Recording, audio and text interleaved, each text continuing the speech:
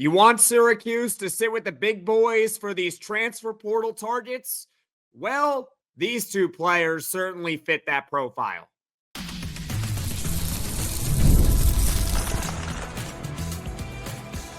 You are Locked On Syracuse, your daily podcast on the Syracuse Orange. Part of the Locked On Podcast Network, your team every day. Hello, everyone, and welcome into Locked On Syracuse. I'm Jackson Holzer, and thank you for making us your first listen of every single day here on the Locked On Podcast Network, your team every day. We are free and available wherever you get your podcasts. And on today's show, we're going to talk about more transfer portal news for Syracuse basketball. A couple of targets went elsewhere. We'll rank the players that Syracuse basketball has publicly shown interest in. But first, we're going to talk about 2 point guards that could completely change Syracuse basketball for the better. Silas Demary Jr. from Georgia and Malachi Smith from Dayton. Before we get to everything, this episode is brought to you by FanDuel. Right now, new customers can get $200 in bonus bets when your first $5 bet wins. These two players that we're about to talk about, Silas Demary Jr. and Malachi Smith, should make you feel excited that Syracuse basketball is at least showing interest in these two players. These are the transfers that you say, okay, here we go. Let's really talk about these guys in depth. And both are point guards, by the way. Let's get into Silas Demary Jr., 6'5", 180-pound point guard from Georgia with 2 years of eligibility remaining. And I can already hear you all. Yes, 6'5" point guard, sign me up. The interest source came from Greenlight Media, and to save you the trouble, basically every high major program that you can think of is after Silas Demary Jr. And there's good reason for that. Last season, he started all 33 games from Georgia, who was a tournament team, by the way. He averaged 32 minutes a game for Georgia. He scored 14 points, 4 rebounds, 3 assists, and 2 steals per game, 40% from the field, and 37% from the three-point line. Also 80% from the free throw line. So this guy can shoot a little bit, which is pretty nice. And he also had an Evan Maya defensive rating of 1.78. That was good for second on Georgia. And for some context, Syracuse basketball last year did not even have a single player reach a 1.0 in defensive rating. So if he comes to Syracuse next year, he would be by far and away the best defender on the team. And this is the most ideal point guard target for Syracuse basketball. He might not be your traditional point guard. He might be more of a combo point guard. But as I have said before, and I will say again, Syracuse basketball does not need a quote-unquote traditional point guard. They do need a point guard, but it does not have to be your Chris Paul, pass-first type of player. It doesn't have to be that. They just need a point guard. If you want to sit here and let's talk point guards, okay? Silas Demary Jr. versus, I don't know, I'll throw a name out there who's more of a traditional point guard. Let's say Elliot Cadeau from North Carolina, who's in the transfer portal. Who makes Syracuse basketball better? Silas Demary Jr. or Elliot Cadeau? Elliot Cadeau is your more traditional point guard. But Silas Demary Jr. makes Syracuse basketball better. He's got good size. He can score. He can shoot from distance. And he can defend. I wouldn't necessarily say the odds are high that Syracuse basketball gets Silas Demary Jr. In fact, I would sit here and tell you right now, I think it's an uphill battle. Perhaps it's only due diligence on Syracuse basketball's part, but I am glad that the Orange are at least targeting him or interested in him, because if he does want to play for Syracuse basketball, well, this is the type of player that you're going to give a lot of NIL money to. So Silas Demary Jr., I will spoil the next segment a little bit for you all. He should be the number 1 transfer portal target for Syracuse basketball. Fits a need. He can defend and he can shoot. He's perfect for the Orange next season. Next up, you got Malachi Smith, a 6', 170-pound point guard from Dayton. He's got 1 year of eligibility remaining. The interest source, once again, from Greenlight Media and some of the other high major programs involved. Actually, most of the schools involved are high major programs. But UConn is involved, Illinois is involved, and St. John's is also involved. He is from Bronx, New York, so perhaps that does help Syracuse basketball at least a little bit. And last season, he started 31 of 33 games for Dayton, and he averaged 28 minutes a game in those games. He scored 10 points, 5 assists, 3 rebounds, 1 steal per contest.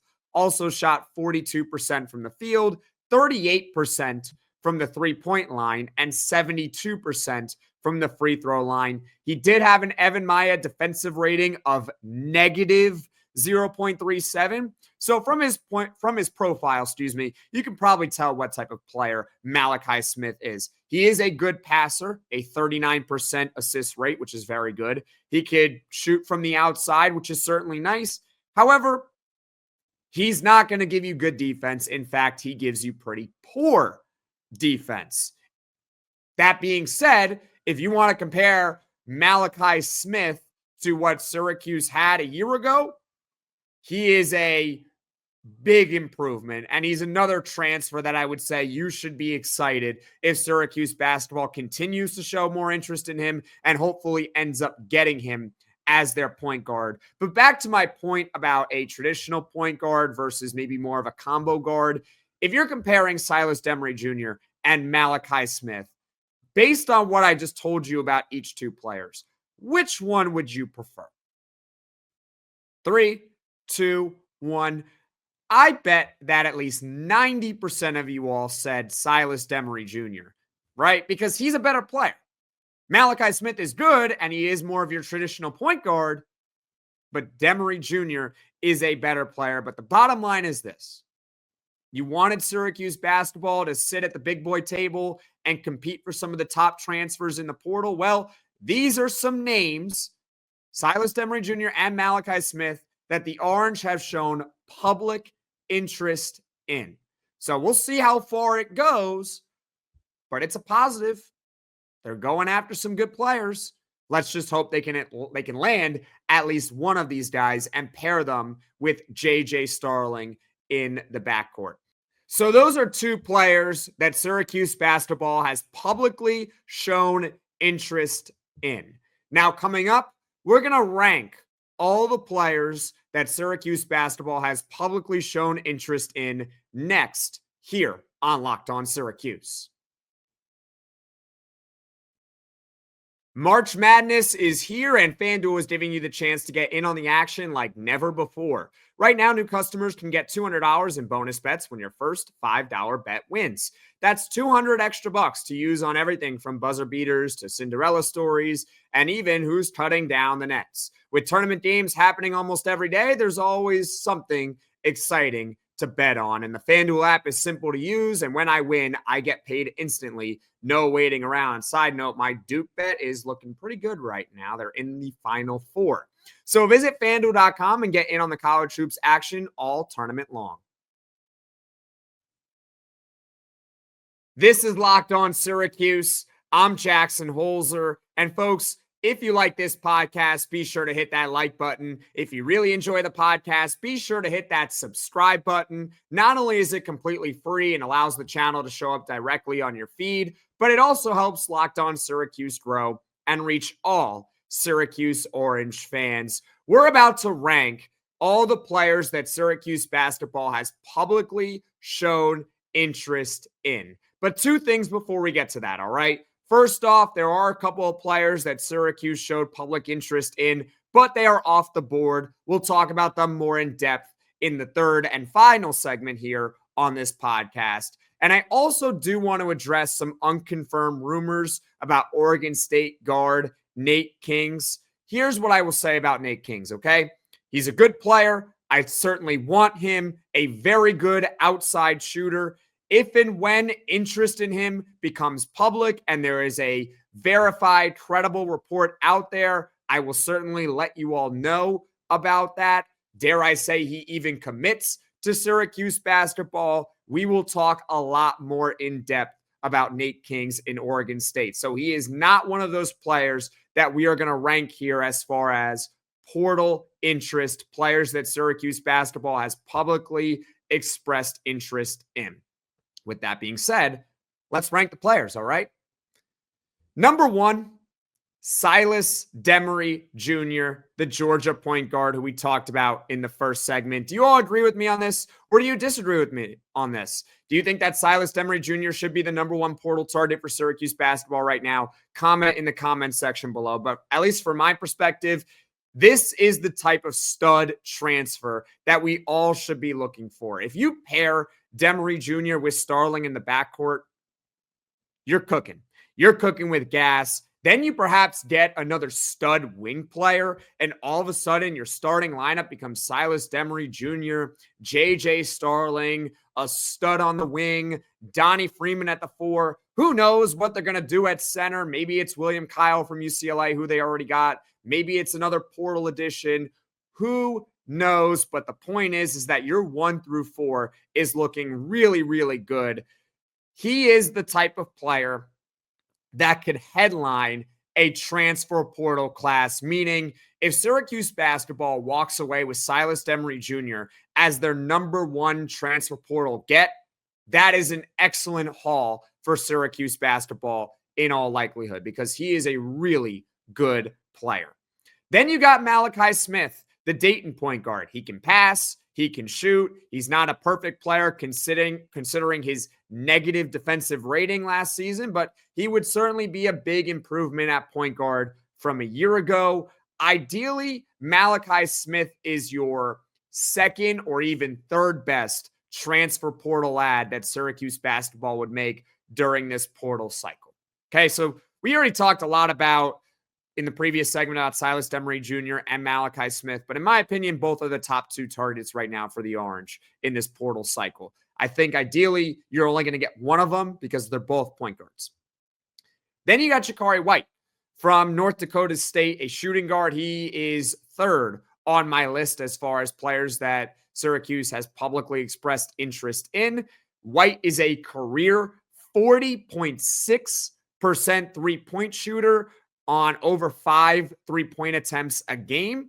I don't care that he is coming from the Summit League. If a player can shoot, he can shoot. That translates from mid-major to high major. His Evan Maya defensive rating last year was only a 0.20, so I am not confident that if he were to come to Syracuse, he would be a good defender. However, his shooting prowess makes him a very good target for the Orange in this portal cycle.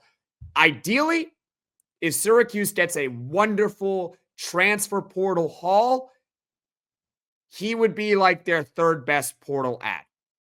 Is that fair to say? Comment your thoughts on Jacari White in the comment section below. I like him, but he is not perfect. He's not necessarily a great defender, certainly an incredible 3-point shooter at a career 40.6% clip from beyond the arc. 3 years in college basketball, by the way. Then you got Amarion Dickerson, and I like Amarion Dickerson, a Robert Morris small forward. He is basically the opposite of Jacari White. Dickerson was the Horizon Defensive Player of the Year in 2025, and the advanced metrics actually back that up, which is a really good thing. Sometimes these voters, as I believe Chris Carlson at Syracuse.com said it best with how they sometimes vote, they'll look at those box score numbers and then they'll just say, oh, he should be on the first team defensive team, or he should be defensive player of the year. But then you actually look a little bit deeper and the metrics don't back it up. Well, in the case of Amarion Dickerson, they do, because he had an Evan Maya defensive rating of 1.72 that would have by far led Syracuse basketball, and it was 3rd best in the Horizon League. So this is someone who is a really good defender, and I do believe that when he goes to a high major program, because trust me, he's going to go to a high major program, his defense will be able to translate to the high major level. However, Amarion Dickerson can't shoot. 27% 3-point shooter last year in just about 2 attempts per game. So this is not someone you're going to get to try and space the floor. Dickerson, to me, feels like an improved version of Jair Davis, because Jair Davis, when he was coming from Delaware, was a solid player over at Delaware. I think he was actually Delaware's best player, but not a good shooter.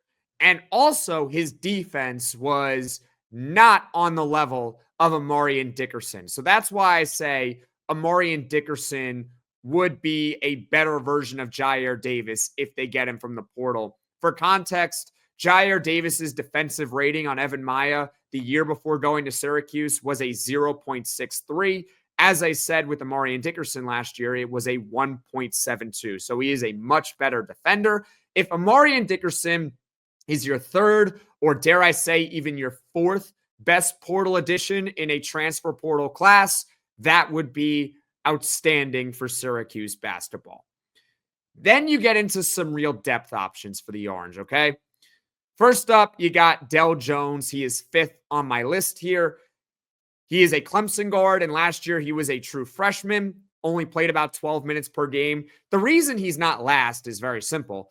He's got some upside. He's only been in college for 1 year. Perhaps he can develop into a really good player in college basketball going forward. In a limited sample, he did have an Evan Maya overall grade of 1.14 and a defensive grade of 0.74. So he's certainly not bad as a low-risk, high-reward type of move. He only shot 31% from the three-point line last year, albeit on about one attempt per game. So this is the type of move I believe you make towards the end of the offseason if a lot of your targets are gone and you need to fill out a roster and you sit here and say, okay, Del Jones, why not give him a whirl? Let's see what he's got, right? Finally, last on ranking the players that I'm interested in, that Syracuse has publicly shown interested in, is Derrian Ford from Arkansas State. We talked about Derrian Ford a lot on Friday. I'll summarize it for you. This ain't it. This is not the portal ad that we should be looking at. Here's the summary, okay? He can maybe provide a tad bit of offense for Syracuse. He is a career 35% three-point shooter. The year in 2024, he was around 38% from three-point line, which is good. And then last year, he was at about 32%. His career's at about 35%. So that's not bad, okay? The issue with Derrian Ford is that he is an atrocious defender. Not a bad defender, not an awful defender, atrocious defender. Evan Maya defensive rating last year of negative 0.9. For context for you all, Chris Bell. We got on Chris Bell a lot here on Locked On Syracuse about his defense because he's not a good defender by any stretch of the imagination, right? Chris Bell. Can you guys take a guess what his defensive rating last year was on Evan Maya? Just take a guess. 0.37. Actually, I should rephrase. Negative 0.37. Chris Bell.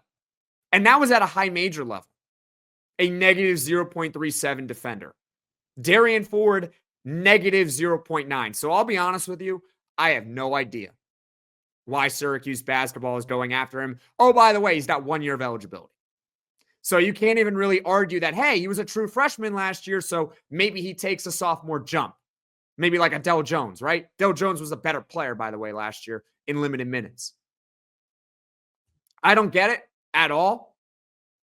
I'm rooting for the guy, and if they get him, I'll still cheer for him, but I don't see it. This is the type of move that you make in May or in June. If you're looking to fill out a roster, you would maybe have some spare NIL money to spend, but to be honest with you, I would rather shorten up the roster a little bit, roll over the NIL money, than go and get Derrian Ford. I don't believe it makes any sense for Syracuse basketball. What do you think of those transfer portal rankings as far as players that Syracuse has publicly shown interest in? My list, in order: Silas Demary Jr., Malachi Smith, Jacari White, Amarion Dickerson, Del Jones, and Derrian Ford. What are your thoughts? Comment in the comments section below. Of those 6 players, who do you want the most and who do you want the least? Now, coming up, we'll talk about a couple of players that Syracuse had shown interest in, but they are off the board. So stick with me here on Locked On Syracuse. The NCAA tournament is here, and so is the bracket breakdown. Locked On Podcast Network and Amazon Fire TV channels are teaming up to deliver NCAA tournament coverage like never before. Watch studio shows featuring former players and Locked On's local experts as they guide you through every upset, buzzer beater, and bracket matchup. Stream it all for free on Amazon Fire TV channel. Search Bracket Breakdown to see it all for free. It's your team every day.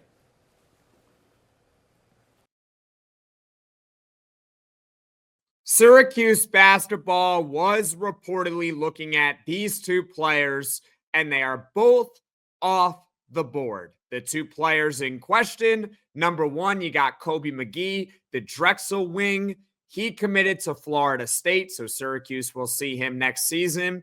And number two, Treysen Eaglestaff, a North Dakota wing. He committed to South Carolina. Actually, it happened this morning. Let's talk about what it means for Syracuse basketball right now, right? Number one, both of these players would have been excellent additions for the Orange next year. They could both play the two. They could both play the three. They got solid all-around offensive games and are also pretty prolific outside shooters. Here's what I would have said about Kobe MaGee or Treysen Eaglestaff had they committed to Syracuse basketball. Okay? They would have made excellent second best portal ad for Syracuse. Not necessarily the order, right? Number one was William Kyle, then number two is Treysen Eaglestaff. That's not really what I'm getting at.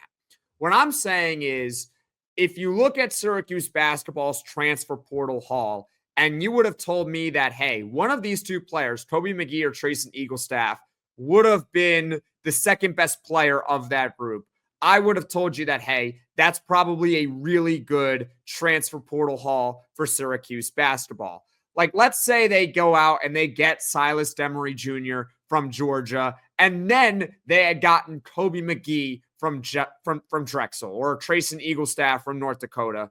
That would have been outstanding for the Orange. So both of those guys would have been excellent for the Orange, so they're off the board, and that is a little bit of a bummer. That being said, number two, there's no reason to panic. Absolutely no reason to panic right now about Syracuse basketball in the transfer portal. It's March. Nothing that's happening right now is unusual for Syracuse or any team for that matter. And here's what I will say about it, okay? If you are worried right now about Syracuse basketball in the portal, and I am worried about Syracuse basketball in the portal, okay? Full disclosure. Then you were probably worried about Syracuse basketball before the transfer portal opened, okay? This is no reason to panic whatsoever. If you're a believer in the portal rankings, I mean, they can kind of be hit or miss, right? But even if you're not a believer, there's still a pretty good context for the caliber of players that are remaining. The overwhelming majority of the top 100 overall portal players have not committed anywhere. So there's still plenty of names out there for Syracuse basketball to at least pursue. And players have until April 22nd to actually enter the portal. And as I said off the top, it's still March. It's March 30th at the time of this recording. So it is extremely early. Yeah, it's a bummer that Syracuse couldn't get Kobe MaGee or Treysen Eaglestaff. Both would have been excellent additions for the Orange, but no reason really to be concerned right now. It's extremely early. I know we all want quick results in the transfer portal. Maybe Syracuse does get a commit or two next week. Maybe they don't, but at the end of the day, it doesn't really matter the timing as long as Syracuse basketball comes away with quality players in this transfer portal cycle. What are your thoughts? Are you concerned about the Orange in the transfer portal? I want to hear from you. Comment in the comment section below. And do you think that Kobe MaGee or Treysen Eaglestaff would have made fine additions for the Orange? Let's hear what you have to say in the comment section below. As far as what is coming up on Locked On Syracuse in the future, I can't necessarily promise you exactly what we're going to talk about as far as actual topics here, like per show. What I will say is this: it's going to be mostly basketball transfer portal talk, while also keeping an eye out for if and when Fran Brown of Syracuse football names his starting quarterback going forward. Also do want to update you on that spring game between Syracuse and Colorado potentially. The NCAA doesn't like nice things, so they said no about it, which is a big bummer. So that's what's coming up on Locked On Syracuse, and also a little bonus update regarding Syracuse football and Colorado potential spring game that we talked about here on Locked On Syracuse. Thank you for making Locked On Syracuse your first listen today. For your second listen, you can check out the Locked On College Basketball podcast with Isaac Shade and Andy Patton. March is here, so be the most informed college basketball fan throughout the madness. And you can find Locked On College Basketball on YouTube or wherever you get your podcasts. Folks, thank you all so much for watching. Thank you all so much for listening. If you like this podcast, be sure to hit that like button. If you really enjoy the podcast, be sure to hit subscribe. Tell all your friends about Locked On Syracuse so this channel grows and reaches all Syracuse Orange fans. And I will see you all again soon.